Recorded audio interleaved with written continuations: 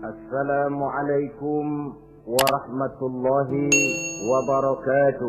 Waalaikumsalam warahmatullahi wabarakatuh. Bismillahi walhamdulillah. Wassalatu wassalamu ala sayyidina Rasulillah, sayyidina wa maulana Muhammad ibn Abdullah wa ala alihi wa sahbihi wa mawala.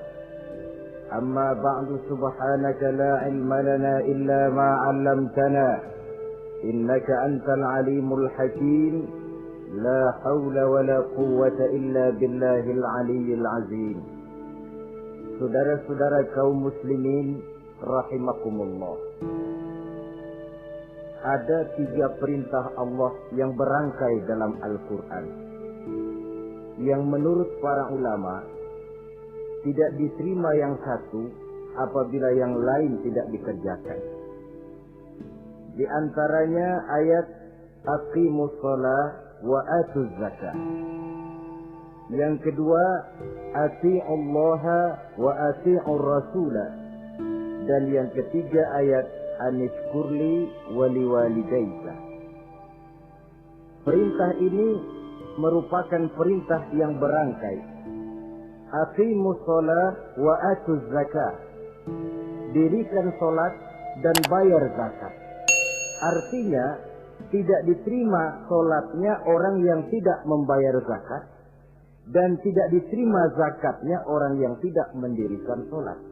Perintah ini berangkai pada saat salat dikerjakan, zakat apabila sampai haul dan nisabnya harus dibayar. Begitu juga pada ayat ati'ullaha wa ati'ur rasul. Taatlah kamu kepada Allah dan taatlah kamu kepada Rasul. Tidak diterima taat kepada Allah kalau membelakangi Rasul, dan tidak diterima mentaati Rasul kalau tidak mentaati Allah. Keduanya berangkai dan tidak terpisahkan satu dengan lainnya. Taat kepada Allah artinya harus taat juga kepada Rasul. Mengamalkan Quran artinya juga harus dengan mengamalkan sunnah. Oleh karenanya sering diingatkan, usaha memisahkan umat Islam dari Islamnya selalu diawali dengan memisahkan umat Islam dari ulamanya. Dan ini bukan urusan baru. Sejak zaman dahulu, orang-orang yang anti kepada Islam selalu berusaha memisahkan umat Islam dengan Islamnya. Caranya pertama dipisahkan umat dari ulama. Kalau cara ini berhasil, mereka masuk kepada tingkat yang kedua, ditanamkan keraguan kepada sunnah. Kalau cara ini pun juga mereka berhasil, masuk kepada bagian ketiga yang terpenting, menanamkan keraguan kepada Al-Quranul Karim. Kalau umat sudah meragukan Al-Quranul Karim, maka tidak ada lagi yang bisa diharapkan. Oleh karena itu, ati'ullah dan ati'ur rasul tidak bisa dipisahkan satu sama lain. Apabila kita mengamalkan ajaran Quran, seiring dengan itu kita juga harus menegakkan sunnahnya. Adapun ayat yang ketiga yang merupakan perintah berangkai ini, anishkurli wali walidayka, kata Allah. Hendaklah engkau bersyukur kepadaku dan bersyukur kepada ibu bapakmu. Bersyukur kepada Allah tapi tidak bersyukur kepada ibu bapak tidak diterima. Bersyukur kepada ibu bapak tapi tidak bersyukur kepada Allah juga ditolak. Oleh karenanya keduanya tidak bisa terpisahkan satu sama lain.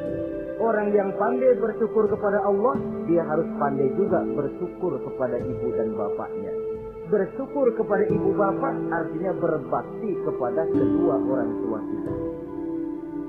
Kalau kita perhatikan, dan inilah pokok yang akan kita bicarakan pada pertemuan ini, soal berbakti kepada ibu dan bapak.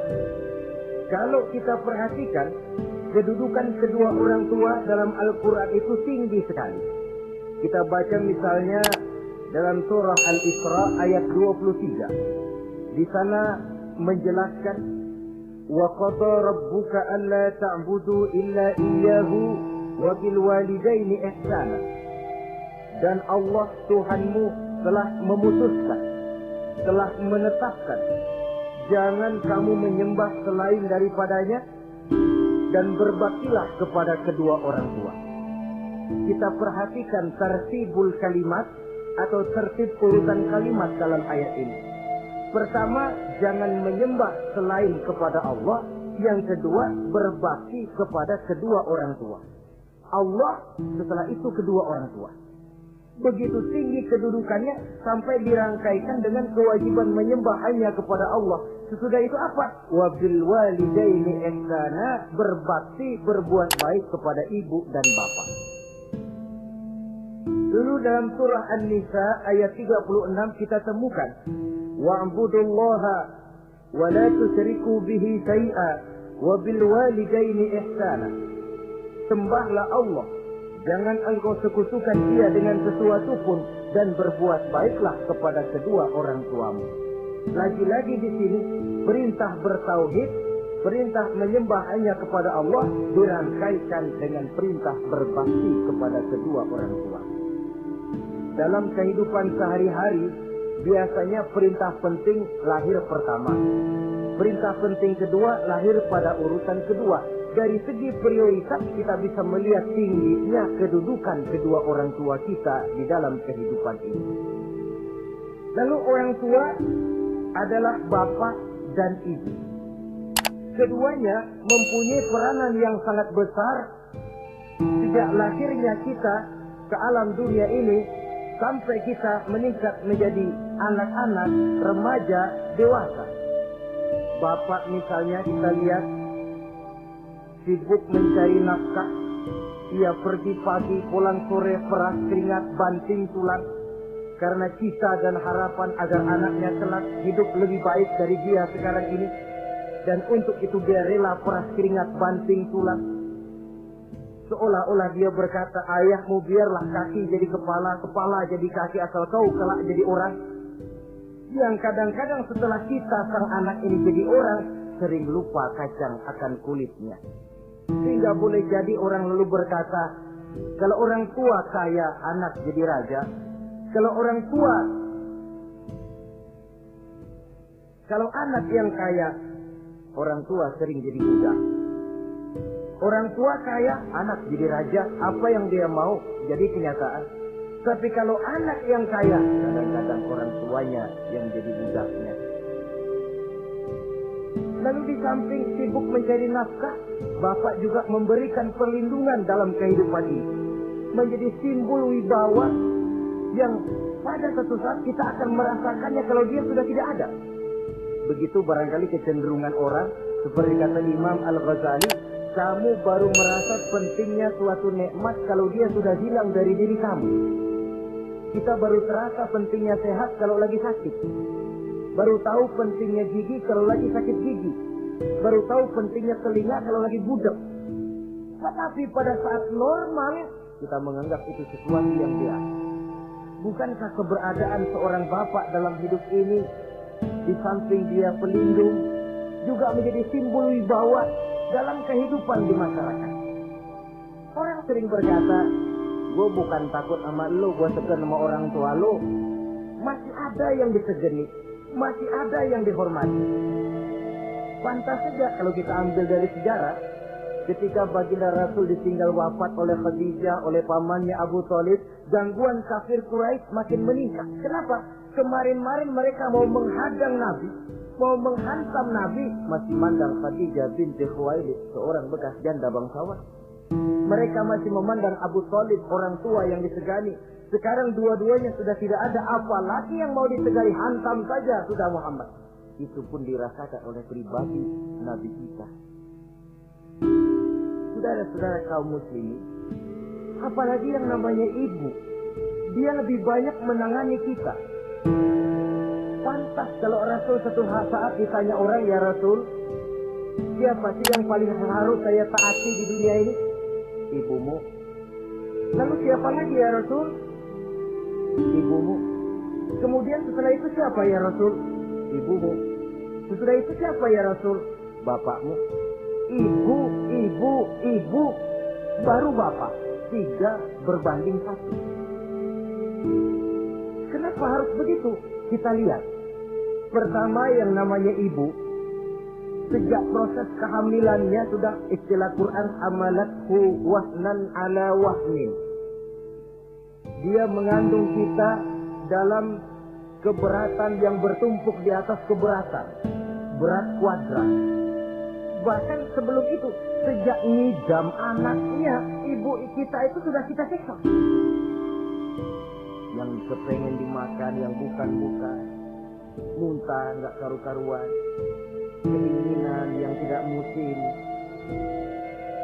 Sampai ketika terjadi proses kehamilan. Dari hari ke hari hamilnya makin lama, makin berat, makin lama, makin besar. Kemana-mana dibawa.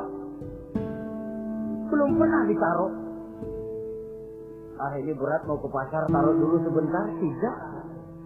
Itu ya saudara, orang hamil itu ya, saya sendiri alhamdulillah belum pernah hamil. Tapi kalau kira-kira 2 kilo, itu ada itu. Umpama pengen ngerasain, cari kelapa yang beratnya kira-kira 2 kilo, gantung di perut kemana-mana bawa. Apa enak kayak begitu? Kehamilannya makin lama makin besar, makin lama makin besar. Tidurnya pun sudah serba sulit dan serba salah. Sampai dia kepada saat kelahirannya, saat melahirkannya, berhadapan dengan 2 pilihan. Kalau tidak hidup, mati. Dan seorang suami tidak pernah menghadapi saat-saat kritis semacam itu. Paling-paling waktu istrinya melahirkan, dia cuma nungguin di depan pintu. Bingung, gelisah, tapi masih sempat merokok. Si istri sudah pasrah berhadapan dengan kalau tidak hidup, mati. Saudara hadirin yang saya hormati, dalam pilihan itu dia lahirkan anaknya ke alam ini. Dan maha adil Allah. Andai kata pun seorang perempuan kalah dalam perjuangan ketika melahirkan anaknya, dia meninggal, dia mendapat pahala seperti orang yang mati syahid. Sebab orang mati syahid itu ada 3 macam.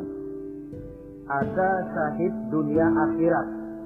Ini orang yang pergi perang membela agama, niatnya karena Allah, dia gugur di medan perang, syahid dunia akhirat. Tidak usah dimandikan, dikafankan, disolatkan, dikubur dengan pakaian yang dia pakai, yang berlumur darah.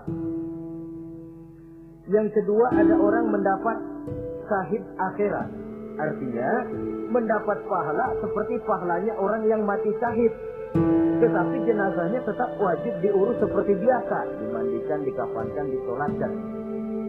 Hanya pahalanya seperti pahala orang mati syahid. Siapa mereka? Al-Gharik. Orang yang mati tenggelam, kelelep di kali, itu mati syahid, syahid akhirat. Apalagi sahibul hadmi, orang yang tertimpa benda keras secara mendadak, mati syahid, syahid akhirat. Di dunia ini tetap wajib diurus seperti biasa. Saudara lagi jalan enak-enak ketiban batu 2 ton. Mati, mendapat pahala syahid, syahid akhirat. Tapi jangan diniatin. Kalau diniatin, saya mau pilih kelelep aja dah. Lu nyebur sekali, mati syahid. Tidak. Konyol malah itu, bunuh diri namanya. Nah, di antaranya yang mati syahid itu perempuan yang meninggal pada saat melahirkan anak. Tapi masalah kita dalam pilihan antara hidup dan mati, dia lahirkan anaknya ke alam ini. Lalu proses mengasuh dan membesarkan lebih banyak sang ibu ketimbang sang bapak. Tengah malam, bapaknya sudah asyik tidur lelah. Si ibu masih saja berkutat dengan anak bayinya. Dibungkusnya pakaian, si anak pun pipis, digantinya itu. Setelah itu dijaganya juga dari gigitan nyamuk. Sehingga pepatah bilang kasih ibu sepanjang jalan, kasih anak sepanjang dalah. Ini berarti bahwa bagaimanapun upaya hendak menebus jasa daripada ibu, memang sulit untuk tersebut. Oleh karenanya saudara-saudara, pantas saja kalau Nabi sampai 3 kali ibumu, setelah itu bapakmu. Nah, oleh karenanya apa sebenarnya kewajiban seorang anak kepada kedua orang tuanya? Dengan kata lain, bagaimana kita berusaha untuk berbakti kepada ibu bapak ini? Di dalam kitab Tanbihul Ghafilin ada dijelaskan lil walidi 'alal waladi asharatu huquqin. Orang tua mempunyai 10 hak terhadap anaknya. Dengan kata lain, kewajiban anak kepada orang tuanya ada 10. Pertama, at-ta'am in ihtaja. Memberikan kedua orang tua makan kalau dia keduanya memerlukan makanan. Malah yang lebih ideal dia usahakan agar makanan yang diberikan kepada kedua orang tuanya lebih baik dari yang dia makan sendiri. Kita kadang-kadang beli juga kue, buahan, tapi kita sortir dulu. Di rambutan yang kontes-kontes kasih babak sono. Saudara hadirin yang saya hormati, suatu saat Nabi Musa pernah memohon kepada malaikat Jibril, "Ya Jibril, tolong tunjuki siapa kira-kira teman saya di surga nanti." Lalu Jibril mohon kepada Allah, Allah memberitahu Jibril kasih tahu Musa, temannya di surga nanti tukang daging di pasar, jualannya di pojok parasnya begini-begini, seming. Nabi Musa ingin tahu apa keistimewaan tukang daging ini kok akan jadi teman saya di surga nanti. Dia samperin, "Assalamualaikum." "Waalaikumsalam." Lalu kenalan. Setelah datang waktu pulang, Nabi Musa ikut ke rumah tukang daging ini. Dia ambil daging. Sampai di rumahnya, itu daging dia rebus. Dia rebus, matang, dia hidangkan kepada ibunya yang sudah tua renta. Disuapinya ibunya. "Tiap hari kamu kerjakan ini?" "Tiap hari," kata si anak tadi. "Saya beri makan kedua orang tua ibu saya yang sudah tua renta itu." Si ibu setelah disuapin oleh anaknya berdoa, "Allahumma ja'al ibni jalisa Musa fil jannah." Ya Allah, jadikanlah anak saya ini teman Nabi Musa di surga nanti. Amalan si anak cuma nyuapi ibunya, tapi doa ibunya itu yang dijawab dan diterima oleh Allah. Si ibu berdoa, "Ya Allah, anak saya ini jadikan teman Nabi Musa di surga nanti." Allah kabulkan doa ibu yang tiap hari disuapi diberikan makan oleh anak ini. Jadi taruhlah kita sebagai anak ini, ibadah kita barangkali menyebabkan doa kita belum begitu diterima oleh Allah. Permohonan kita barangkali masih nyangkut di langit. Tapi kalau kita bisa menyenangkan hati ibu bapak kita yang mendoakan kita, insya Allah makbul. Sebab orang tua itu doanya makbul, sumpahnya juga manjur. Kalau ibu sudah berkata, "Nak, air mata yang tertumpah terurai untuk mengasuh dan membesarkanmu, nak. Air susu ibu yang kau minum sampai kau tumbuh menjadi dewasa semacam ini, seluruh cucuran keringat dan jerih payah ibu rela, nak. Mudah-mudahan kau jadi orang berguna. Insya Allah hidup ada berkahnya." Tapi kalau hati orang tua sudah masgul, apalagi sampai keluar sumpahnya, banyak legenda-legenda, entah itu yang namanya si Malin Kundang, anak durhako, entah itu riwayat-riwayat lain yang menjelaskan bahwa tidak ada keberkahan yang bisa tegak tanpa doa dari ibu dan bapak. Saudara-saudara kaum muslimin yang saya hormati, memberikan makan kepada kedua orang tua. Sekarang kalau kedua orang tua mampu bagaimana? Tidak jadi soal. Tidak jadi soal orang tua mampu atau tidak kita memberikan, mengirimkan makanan. Apalagi kalau orang tua kita sudah lanjut usianya, iyalah kalau umur 40-50 tahun masih bisa makan sendiri. Tapi pada saat saudara yang berbahagia dikaruniai orang tua berumur panjang, 70, 80, 90 tahun, sesuai dengan janji Allah, "Wa man nu'ammirhu nunakkishu fil khalqi." Siapa yang kami panjangkan umurnya, kami kurangi bentuk kejadiannya. Artinya berkurang nikmat Allah itu. Panjang umur, nikmat berkurang. Artinya mata sudah lamur, pikiran sudah rada pikun. Nunakkishu fil khalqi. Berkurang kejadian asalnya itu. Kesempurnaannya sudah tidak ada lagi. Mengurus orang tua macam begitu memang kalau nurutin pegelnya ya makan nasi. Kadang-kadang karena pikun, pagi-pagi pengen kita beli es pukat. Makan. Lagi zaman susah tukang bubur, pengen makan bubur. Tapi di situ ujian. Begitulah dahulu orang tua kita melayani kita dikala kita belum masih merah, belum bisa berbuat apa-apa, belum punya pilihan. Tapi mereka sabar, mereka ikhlas. Tidak sabarkah kita? Tidak ikhlaskah kita di hari tua mereka? Kita mengasuh dan melayani mereka. Kadang-kadang karena rewel, anak kelepasan omong. Udah tua, rewel aja. Hancur hatinya. Dalam keadaan tidak berdaya, mendapat kata yang tidak enak lagi dari anak-anaknya. Saudara hadirin yang saya hormati, jadi soal orang tua mampu atau tidak memberi makan, itu bukan soal, tapi kewajiban anak memberikan makan kepada kedua orang tuanya. Ini kewajiban yang pertama. Kewajiban yang kedua, al-khidmatu ilaih saja. Al-khidmah artinya berbakti kepada ibu dan bapak. Satu hari ketika kumpul dengan para sahabat, Nabi pernah berpesan kepada Sayyidina Umar bin Khattab radhiyallahu anhu. Umar, saya ya Rasul, nanti kalau kamu sempat datang ke kota Madinah, Umar, cari anak muda yang bernama Uwais Al-Qarni dan kau minta didoakan olehnya.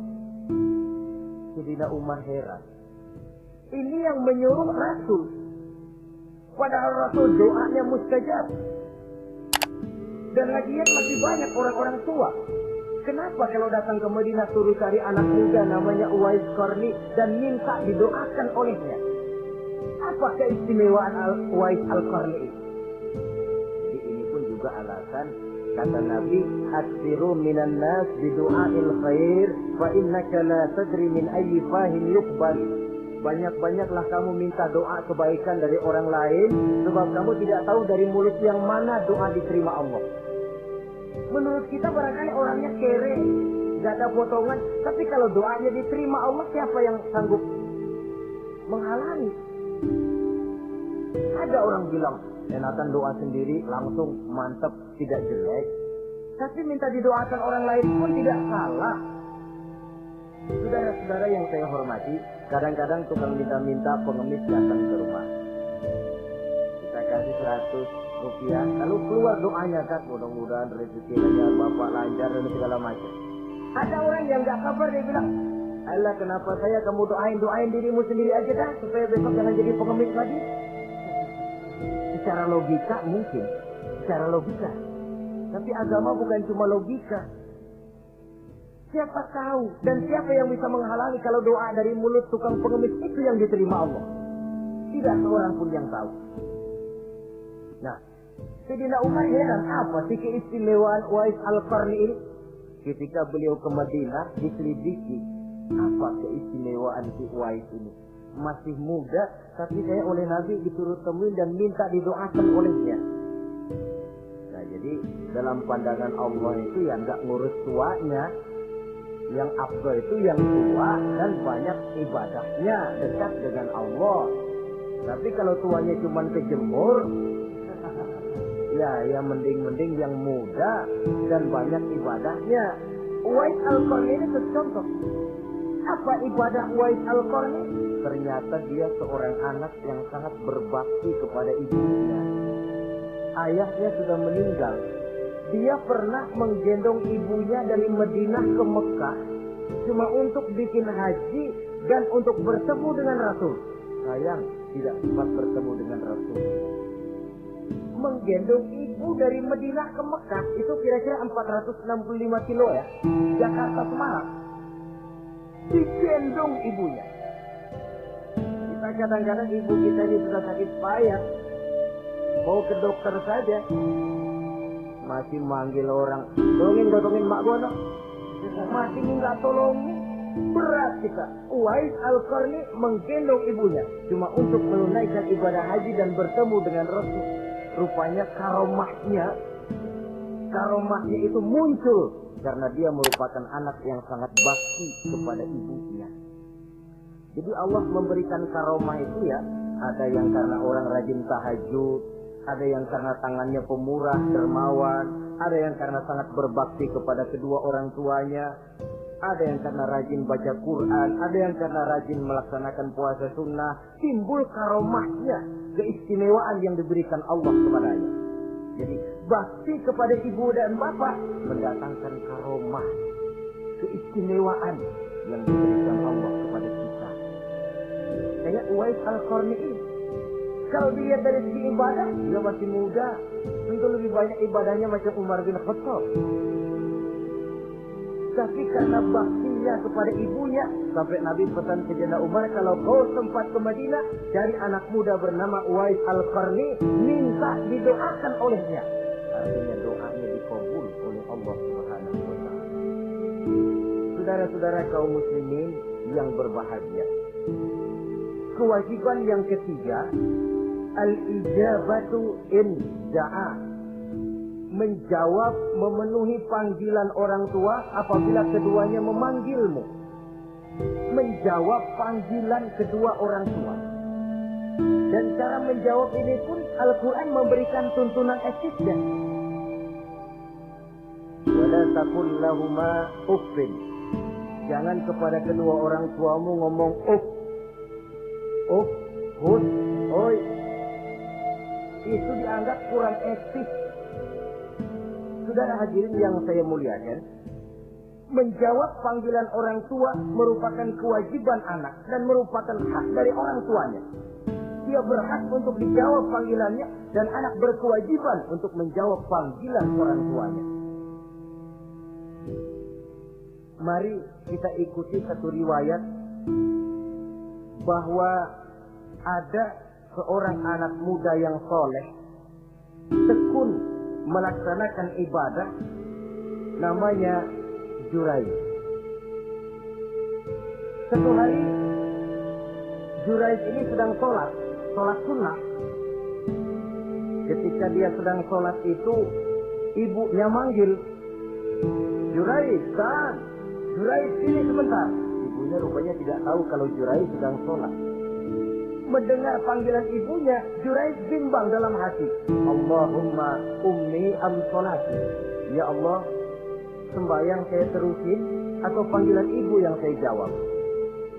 Saya sholat sunnah, tapi menjawab panggilan ibu wajib. Mana ini? Bimbang. Ya, ibunya manggil lagi, Juraij ta'ali, Juraij sini. Makin bimbang. Allahumma ummi am sholati. Ya Allah, yang mana? Sholat terus atau menjawab panggilan ibu? Rupanya dia pilih sholat terus. Dia tidak jawab panggilan ibunya.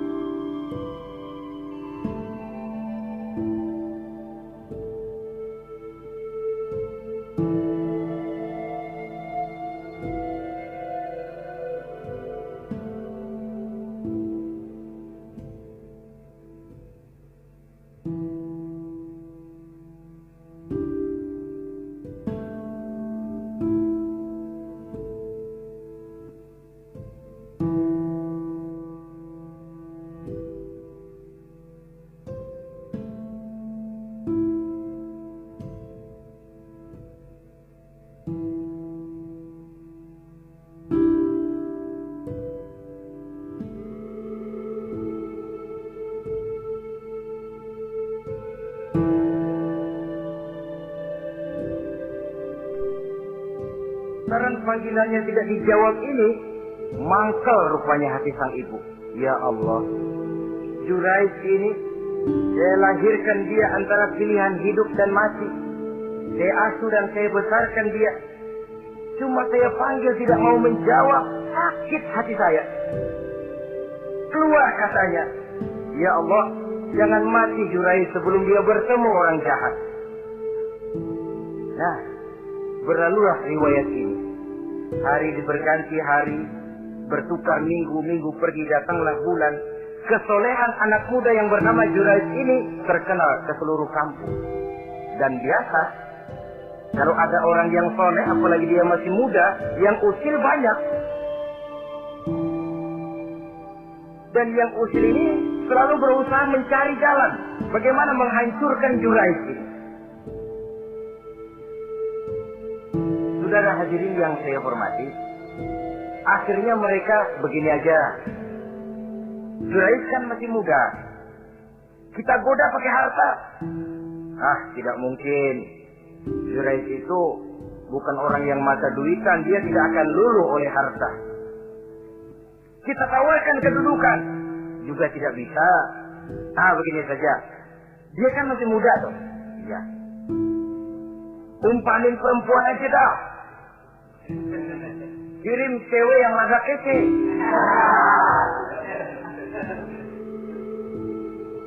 Dicarilah perempuan untuk menggoda Juraij. Sampai suatu malam Juraij sedang ibadah di mihrab dalam masjid.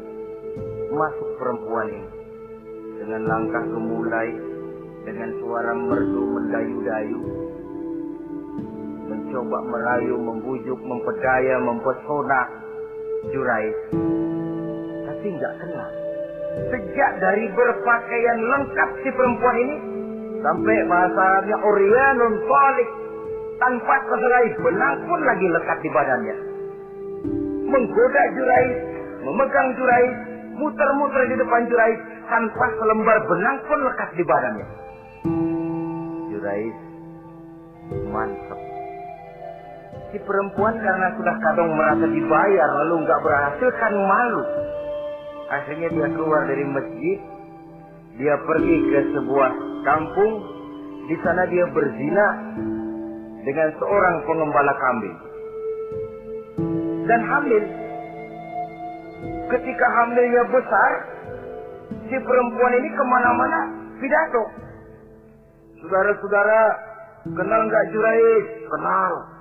Yang katanya rajin benar ibadah tuh, yang mainannya di masjid melulu, yang mainannya tasbih melulu. Nih, perut saya nih. Dia urusannya tuh. Juraij, apa betul? Oh. Akhirnya Juraij dicari orang, macam-macam, yang caci maki, bahkan ada yang bikin pakai batu sampai berdarah kakinya, berdarah tangannya. Caci maki orang sudah nggak karu-karuan.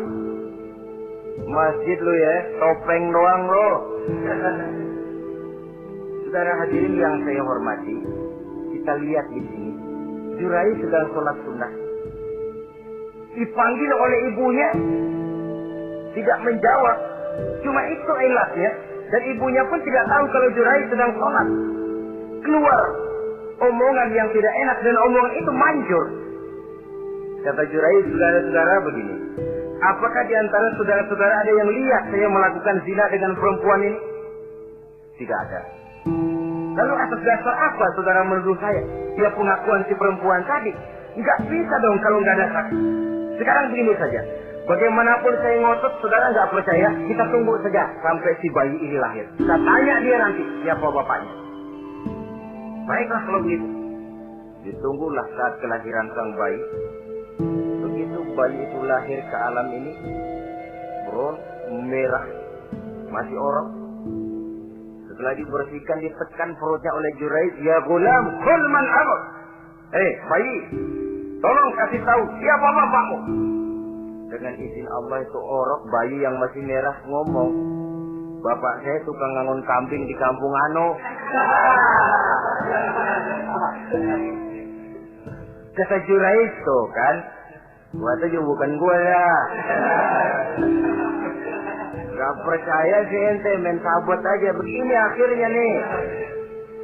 Ternyata sedang sholat sunnah dipanggil, tidak menjawab, ibunya mangkel, keluar omongan tidak enak, itu masih manjur. Apalagi kalau nggak lagi ngapa-ngapain, dipanggil nggak jawab. Atau menjawab dengan panggilan yang nyakitin hati, tentu saja lebih manjur lagi. Ucapan orang tua kita itu. Saudara-saudara yang saya hormati, jadi kewajiban ini al-ijabatu inda'a, menjawab apabila dipanggil. Teorinya mudah ini, prakteknya yang sulit. Pada suatu saat kita sedang menghadapi urusan yang sangat penting, orang tua mandi. Pada suatu saat kita sedang menghadapi tamu untuk sesuatu yang vital, orang tua mandi. Pada saat semacam itu, seperti ada hadis, tuan rumah wajib menghormati tamu. Itu sih mudah dalam situasi normal. Tapi coba malam kita sudah nggak tidur, begitu mau tidur baru mau ngelayat assalamualaikum tamu. kondisi begini untuk mengamalkan hadis tadi bisa apa tidak menghormati tamu dalam kondisi yang memang kita ini sudah mestinya istirahat. Mestinya kan hati kita, kamu nggak tahu diri banget, gue mau tidur. Datang. Kalau kondisinya normal, menghormati tamu bukan sesuatu yang sulit. Begitu juga menjawab panggilan orang tua ini. Kalau kondisinya normal, mudah. Tapi dalam kondisi di mana kita berhadapan dengan pilihan ini atau ini, di situ akan kelihatan bakti anak kepada kedua orang tuanya. Yang keempat, kewajiban anak al-ita'atu in amara ghairi maksiyatin. Taat kepada ibu bapak sepanjang perintahnya tidak untuk maksiat kepada Allah. Kalau sudah perintahnya untuk maksiat, gugur kewajiban untuk taat. Umpamanya ada orang tua ngajak anaknya, nah, om, warung pojok yuk, ngapain mbak? Kita selera. Umpama, anak tidak wajib taat. Atau ada orang tua musyawarah sama anaknya, nah, gimana kalau kita pindah agama saja? Tidak wajib taat. Sepanjang perintah itu tidak untuk melakukan maksiat kepada Allah, anak wajib taat. Dan jangan lupa, kewajiban taat kepada kedua orang tua di bawah kewajiban taat kepada Allah dan Rasulnya. Allah dan Rasulnya, setelah itu ibu bapak. Apabila perintah tidak untuk melakukan maksiat, maka anak wajib untuk melakukan taat kepada kedua orang tuanya. Ini kewajiban yang keempat. Apatah lagi kalau cuma sekedar diperintah ngaji, diperintah sekolah, diperintah melakukan membantu pekerjaan yang ada di rumah. Itu sudah perintah yang di samping bermanfaat buat keluarga, juga menyangkut hari depan kita sendiri sebagai anak. Kadang-kadang memang kita mengukur dari sudut kepentingan kita tanpa melihat jauh ke depan. Misalnya, ada anak pulang sekolah, langsung ambil layangan sama benang berangkat ke lapangan. Orang tua, karena melihat jauh ke depan, anak ini lelahnya belum hilang. Dipanggil, nak, pulang nak, jangan main layangan, sini dulu kau istirahat, makan, sholat, tidur siang nak, nanti bangun dulu barulah main. Si anak mungkin hatinya ngedumil, bapak, orang main layangan aja dilarang, ini kesan yang timbul. Orang main layangan saja kok dilarang.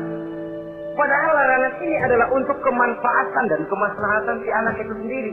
Tapi anak tidak mau mengerti. Yang dia tahu, dia dilarang main layangan. Itu cuma karena pandangannya yang tidak jauh menerawang ke depan. Pepatah bilang, sekejam-kejamnya macan tidak ada yang makan anaknya sendiri. Artinya, bagaimanapun kondisinya, orang tua itu tidak ada yang akan sampai untuk menyengsarakan anaknya. Saudara-saudara kaum muslimin rahimakumullah.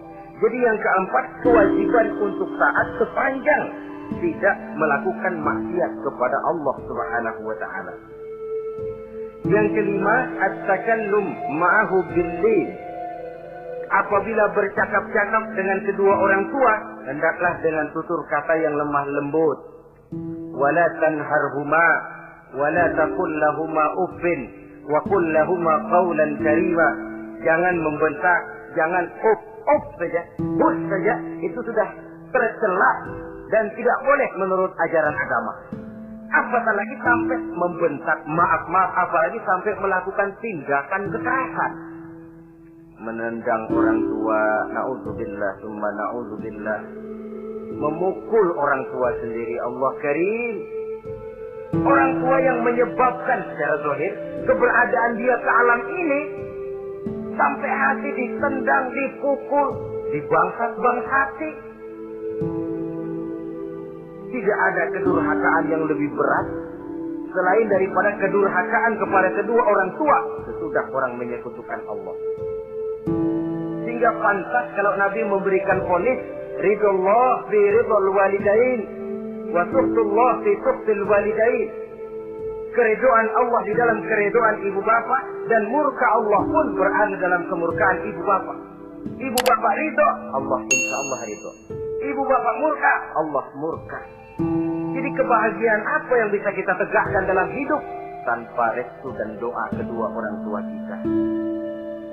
Si anak mungkin karena pendidikannya lebih tinggi, pengalamannya lebih luas, pergi ke mancanegara, bisa segala macam bahasa, didik secara canggih.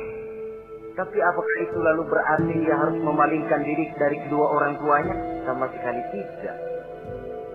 Disinilah unsur yang namanya keberkahan. Maka sering dijelaskan orang tua adalah keramat hidup. Kita sering ziarah. Ya kadang-kadang kalau yang diziarahi kiai ya lumayan. Kadang-kadang yang diziarahi dukun yang sembahyang aja enggak. Cari mbah ano, cari ambah ano, cari keramat ano, cari keramat ini, cari keramat itu. Dan jangan lupa di beberapa daerah yang namanya kiai itu ya, yang disebut kiai, bukan cuma orang yang ngerti agama. Ya kalau saudara ke keraton Jogja malah segala gerobak namanya kiai. Iya toh, kereta kencana itu. Degung namanya kiai. Lalu jangan lupa itu. Misi Gending pertama namanya juga Kiai Sadrak. Kiai, tapi misi Gending. Kalau di sana itu Kiai itu panggilan untuk yang dipertua. Kita ziarah cari keramat Mbah Buyut, Mbah Sapu Jagat, Mbah Brojo, macam-macam Mbah.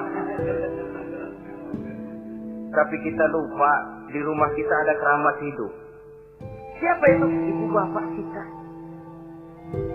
Sebelum jauh-jauhlah berziarah ke tempat-tempat yang lain, di rumahku ada keramat yang hidup. Ibu dan bapak kita sendiri. Keramat hidup.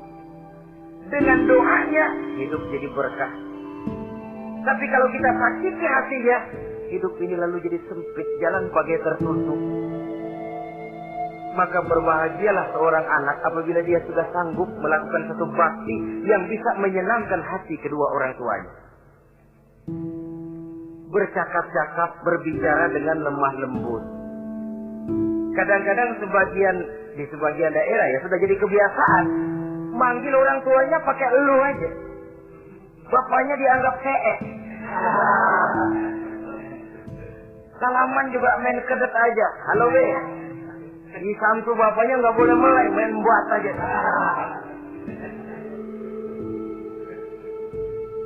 Dari panggilan saja, saudara hadirin yang saya muliakan, sudah memberikan cermin. Sebab bahasa adalah cermin dari pribadi orang. Kalau kepada orang tua kita sendiri kita memakai bahasa yang kasar, cermin bahwa pribadi kita memang pribadi yang kasar. Jadi pantas kalau agama mengatakan, apabila kedua orang tuamu sudah mencapai usia lanjut, wala tanharhuma, jangan membentak, wala taqul lahuma uffin, jangan berbicara uff, wa qul lahuma qaulan karima, sampaikan berbicara kepadanya dengan qaulan karima, kata-kata yang mulia, bukan kata-kata yang bagus dan indah diminta, qaulan karima, kata-kata yang mulia. Ya Allah, luhur indah betul bahasa Quran ini. Berbicara kepada kedua orang tua dengan kata-kata yang mulia. Jadi sekedar itu saja tidak boleh, konon lagi sampai membentak. Termasuk orang tua ini yang mertua. Kalau orang tua kan tiga loh. Orang tua yang menyebabkan kita lahir ke dunia, ibu bapak kita. Orang tua yang mempercayakan anaknya kepada kita, mertua kita. Dan orang tua yang mendidik kita, guru kita. Ketiganya berfungsi orang tua. Kewajiban ini juga berlaku. So, mertua kan cuma sekedar istilah. Pada hakikatnya dia adalah orang tua kita juga. Jangan lalu berbeda karena cuma dia bapaknya istri kita. Sama saja. Kalau kepada orang tua sendiri menghormati, lalu kepada mertua kita kurang begitu perlu, itu sudah satu sikap yang tidak adil. Tentu itu akan menyakiti hati istri. Atau kalau dia istri, akan menyakiti hati suami. Berkata dengan kata-kata yang mulia. Saudara-saudara, yang keenam, in ihtaja ilal kiswah kasahu in qadar 'alaiha. Kalau dia perlu pakaian, berikan pakaian walaupun dia sendiri mampu membeli.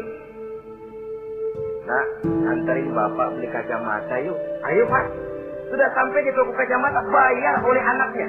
Walaupun si bapak punya duit dan si bapak yang ngajak beli, kewajiban anak bayarin. Jangan mentang-mentang bapaknya cuma minta dianterin, benar-benar nganterin. Bapaknya ngeluarin dompet cuek aja. Mana ada kembalinya, Pak? Wah, kembalinya ditarik. Ya, kalau anak belum punya penghasilan ya wajar. Yang kita maksud di sini, anak sudah mandiri dan punya penghasilan yang memadai, bahkan mencukupi untuk membantu orang tuanya. Saudara hadirin yang saya muliakan, dan ini juga kalau memang bisa, seharusnya orang tua kita pakaikan yang lebih baik dari yang kita pakai sendiri. Kalau bisa, sebab nantinya sikap kita kepada orang tua kita itu akan jadi bahan bibir di masyarakat. Jangan ya, dia enak-enakan orang tuanya begitu aja ya. Mungkin di depan kita orang tidak bicara, tapi di belakang kita kok tegel ya, kok sampai hati ya. Dia enak-enakan berdiri di Menara Gading, tapi orang tuanya tiap hari kerja begitu berat. Saudara hadirin yang saya hormati, sekali lagi, di depan kita orang mungkin tidak berani bicara, tapi di belakang itu akan jadi buah bibir. Ini dari segi kita memelihara muruah. Yang ketujuh, al-masyu khalfuhu. Kalau jalan, mengiring. Artinya di belakang orang tuanya. Ini adabnya. Adab berjalan. Saudara yang saya hormati, ini yang dicontohkan oleh baginda Rasul. Jika berjalan dengan orang-orang tua, beliau belakangan. Kenapa? Ini merupakan simbol penghormatan kita kepada orang yang lebih tua daripada kita. Tidak mentang-mentang karena pendidikan lebih tinggi, merasa dirinya lebih tahu, lebih pengalaman, selonong boy. Orang tua tahu apa sih? Ngir. Waduh, hebat. Saudara hadirin yang saya hormati, al-masyu khalfuhu, berjalan di belakangnya. Begitu juga untuk mengemukakan pendapat. Kalau suatu saat orang tua mengajak musyawarah, dengarkan dulu omongannya, tangkap seluruhnya. Kalau kita merasa bahwa itu salah, jangan lalu dipotong. Salah Pak, jangan begitu, Bapak kolot sih. Salah, jangan. Sebab itu akan menyakiti hatinya. Kalau hatinya terluka, itu sudah merupakan suatu dosa, melukai hati kedua orang tua. Kalau kau dianggap kita diminta mengemukakan pendapat, kemukakan pendapat itu. Kalau menurut saya sih begini. Dan itu memang orang tua yang bijaksana. Dia juga tidak cuma memaksakan pendapatnya, tapi juga minta pendapat dari si anak. Ada timbal balik. Sistemnya komunikasi keseimbangan. Inilah makna ucapan Nabi, bukan termasuk golonganku, kata Nabi. Orang tua yang tidak sayang kepada anak muda dan orang muda yang tidak menghormati orang tua, bukan golonganku. Jadi seimbang tuh. Yang tua sayang yang muda hormat yang tua. Tapi yang tua jangan minta dihormati. Ini kewajiban orang muda, hormati. Kewajiban yang tua apa? Sayangi yang muda. Jangan mentang-mentang yang muda harus menghormati yang tua. Lalu yang tua minta dihormati, gila hormat. Tuakan tuaan lo, kalau salaman sama gue cium tangan ya. Pokoknya kalau lo nggak nanya, gue nggak nanya. Mentang-mentang tua lalu pasang tarik. Tidak, maka kalau menurut tradisi Islam ya, tradisi Islam saya katakan, Nabi itu siapapun yang beliau temui, beliau yang pertama kali memberi salam. Sebab bila dua orang muslim ketemu, yang terbaik adalah yang pertama ngasih salam. Si A, si B ketemu. Siapa yang paling baik di antara keduanya? Yang duluan ngucap salam. Jadi berebut ngucap salam. Kita zaman sekarang kadang-kadang kita sudah assalamualaikum yang nyautin kayak sirawan. Mukanya pakai ditekuk. Kita sudah yang muda mau menghormati, yang tua malah gila hormat. Yang muda jangan cuma minta disayangi, tapi nggak sanggup menghormati yang tua. sistem keseimbangan. Yang tua sayang yang muda hormat kepada yang tua. Kalau ini terwujud, nikmat kehidupan bermasyarakat. Kadang-kadang kan pincang, yang tua nggak sayang sama yang muda. Ada bakat-bakat terpendam yang mau maju dianggap saingan. Kalau yang begini maju rusak gua nih. Lalu diseken. Lalu yang muda pun karena merasa pendidikan lebih tinggi, pandangan lebih luas, nyelongcong jadinya. Kurang ajar sama yang tua. Timbul gap, timbul misunderstanding, salah pengertian. Kalau sudah begitu, kesatuan dan persatuan sulit diwujudkan. Maka usaha pun lalu tidak seperti yang seharusnya. Saudara-saudara yang saya hormati, yang ke-8 sekarang, kewajiban anak itu apa? Al-irda'u lahu bima radiya li nafsihi. Mencari keridhaan dari orang tua tentang sesuatu yang dia ridho. Artinya, orang tua kita senang apa? Kita berusaha senang itu. Mengukur orang tua itu dengan diri. Ukurannya diri. Yang orang tua kita senang, kita berupaya senang. Orang tua kita senang ngaji, berusaha kita untuk senang hadir di majelis taklim. Orang tua kita senang baca Quran, kita juga berupaya senang baca Quran. Sebab yang paling membesarkan hati orang tua sesungguhnya tidak lain kalau dia melihat anaknya ini sesuai dengan yang dia harapkan. Oh, kalau sudah begitu orang tua itu cucuran keringatnya, peras keringat banting tulangnya, jibakunya, rasanya hilang capeknya. Kebahagiaan orang tua tidak cuma kalau anaknya jadi kaya lalu mengantarkan makan, minum, buahan, peralatan yang serba lengkap, tidak. Lebih dari sekedar itu orang tua berharap dia bisa menerima pensiunan pahala dari meninggalkan anak yang soleh. Alangkah indahnya jika orang tuanya nanti wafat meninggalkan alam ini, anak-anaknya mengurus bumi di sekelilingnya, memimpin orang tuanya membacakan syahadat, anak-anaknya juga yang memandikan, anak-anaknya yang menyolatkan, anak-anaknya yang menurunkan dia ke liang lahat, anaknya yang mendoakan. Alangkah nikmatnya orang tua macam ini. Tapi kan langka. Di samping karena memang orang tua kurang mengarahkan, anak pun kurang perhatian ke arah itu. Begitu bapaknya mati, ambil mana ambil, permandiin. Akan lebih baik kalau anaknya yang mati. Tangga panggil sembayangi, anaknya malah nonton dari jauh, nggak ikut sembayangin, mau kok tegel. Kenapa nggak ikut sembayangin? Ya nggak bisa sembayangin. Ya kalau macam Abu Nuwas dulu nggak bisa, masih ada akal. Ikut sembayang jenazah. Dia nggak tahu kalau sembahyang jenazah itu cuma diri, nggak pakai ruku, nggak pakai sujud. Imam takbir dia takbir, begitu takbir kedua dia kira ruku dia. Habis takbir lagi sujud. Orang-orang nggak ada yang sujud, bingung.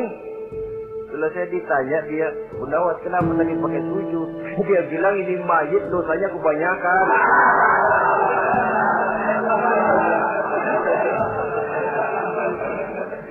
Jadi kalau nggak pakai sujud dosanya nggak diterima katanya. Dosanya nggak diampuni kalau nggak pakai sujud. Makanya saya pakai sujud. Itu sih akal-akalan. Jawaban orang kepepet namanya. Saudara hadirin yang saya hormati, baiklah ya. Yang ke-9, al-ikrahu lahu bima yakrahu li nafsihi. Membenci apa yang dibenci oleh orang tuanya. Orang tua kita nggak senang judi, jangan dekati judi. Orang tua kita nggak suka minuman keras, jangan cekek botol. Orang tua kita nggak senang kalau kita pulang sampai pagi misalnya, jangan pulang pagi. Orang tua kita nggak senang kita hanyut dalam arus pergaulan bebas, batasi pergaulan untuk menjaga hatinya. Kalau kita senang, tapi di depan orang tua kan harus berusaha menjaga hati kedua orang tua kita. Ini tidak berarti bahwa di depan orang tua baik, lalu di belakang orang tua merdeka. Kalau di depan orang tua mah kalem, begitu orang tua hilang merdeka, lalu berbuat semau-maunya, tentu tidak. Lalu yang ke-10, ad-du'a lahu bil maghfirah kullama da'a li nafsihi. Mendoakan kedua orang tuanya tiap kali dia mendoakan dirinya. Ya, kewajiban anak, tidak lupa tiap kali berdoa untuk dirinya, orang tuanya disertakan. Rabbighfirli wali walidayya, ampuni saya dan ampuni dosa ibu bapak saya. Pak, itu kalau orang tua masih hidup, ya. Sekarang kalau orang tua sudah meninggal, bagaimana berbaktinya? Gampang.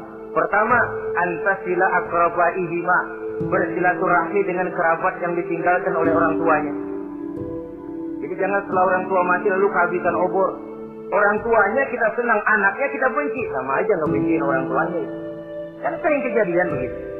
Zaman orang tuanya masih hidup, kawan medok, kawan lengket, orang tuanya udah mati, turunannya malah dimusuhin. Itu juga nyakitin orang yang sudah meninggal. Bersilaturahmi dengan kerabat yang ditinggalkan. Yang kedua, kalau orang tua sudah meninggal, cara berbuat baiknya bagaimana? Antastaghfir lahuma wa tad'u lahuma. Mohon ampun dan mendoakan keduanya. Itulah jadi orang soleh nikmat. Sudah mati pun kita masih kebagian doa. Orang soleh kemana-mana didoakan orang. Dia lagi tidur, ada yang sembahyang. Dalam tahiyat dia baca,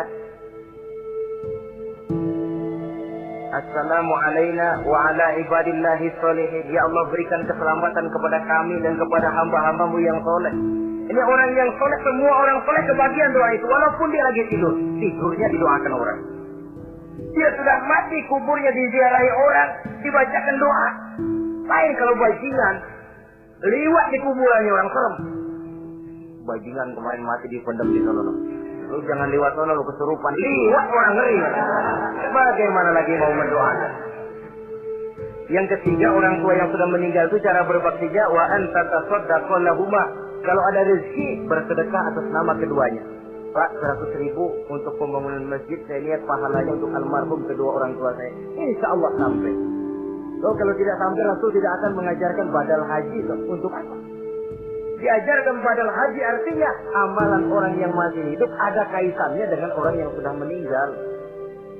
Bersedekah atas nama kedua orang tua. Saudara hadirin yang saya muliakan, mudah-mudahan Allah menjadikan kita anak yang bisa berbakti kepada kedua orang tua kita. Amin. Ini sajalah pertemuan kita yang singkat ini. Terima kasih atas segala perhatian dan mohon maaf atas segala kekurangan. Usikum wa nafsi bi taqwallah.